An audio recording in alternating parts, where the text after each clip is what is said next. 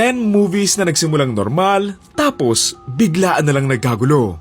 Unang-una, They Will Kill You na parang mala Kill Bill and Ready or Not. Isang babae ang susugod sa isang hotel para iligtas yung kapatid niyang matagal na nga niyang hindi nakikita. Pero hindi pala magiging simple yung rescue mission niya dahil kailangan nga niyang makapaglaban sa mga mayayaman na kasali sa isang kulto. Okay, next na agad, Midsommar. Tungkol ito sa isang grupo ng mga taong magpupunta sa Sweden para mag-celebrate na isang festival na mauuwi nga sa isang malagim na selebrasyon para sa kanilang lahat. Naalala ko nung pinanood namin to sa sine, kasabay namin yung mga matatandang nanood nga ng sine kasi nga libre, tapos gulong-gulo sila doon sa movie. Next, War Machine na parang pinaghalong Lone Survivor and War of the Worlds. Isang grupo ng mga sundalo ang pinadala sa isang training lang sana na nauwi nga sa labanan laban sa isang alien na bumagsak dito nga sa Earth. Next, Barbarian na ito yung sinasabi ng mga tatay kapag nasa bubong yung anak nila. Anak! Barbarian, mahulog ka! Isang babae ang nag-rent ng Airbnb kaso nagkaroon nga ng problema doon sa booking kaya naman may nakasama nga siya dito na mauuwi nga sa matinding takot nang may madiskubre nga sila sa ilalim ng bahay na yon. Basta talagang movie na nandyan si Justin Long, may hindi magandang nangyayari palagi eh.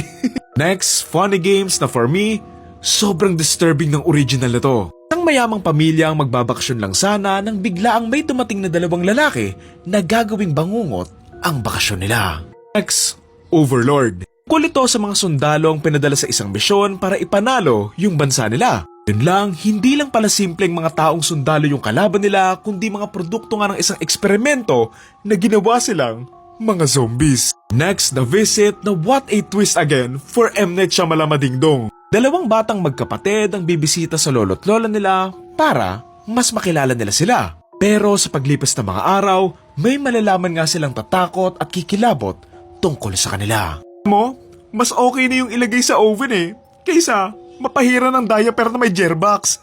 Okay, pang-walo, Fresh. Isang babae ang sasama sa isang lalaking nanliligaw sa kanya na isang malaking pagkakamali matapos ngang ipakita ng lalaki yung sikreto niyang gusto niyang gawin doon sa babae na ito. Favorite part ko dito yung sumasayaw sila eh. Okay, second to the last, the drama na akala mo typical love story lang, pero once na na-reveal na nga yung sikreto, all hell breaks loose na.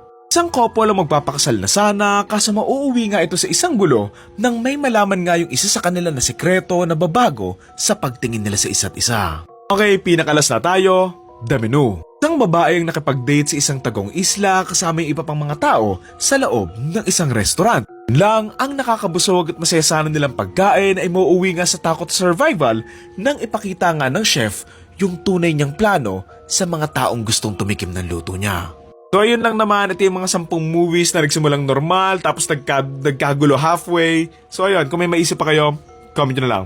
Thank you.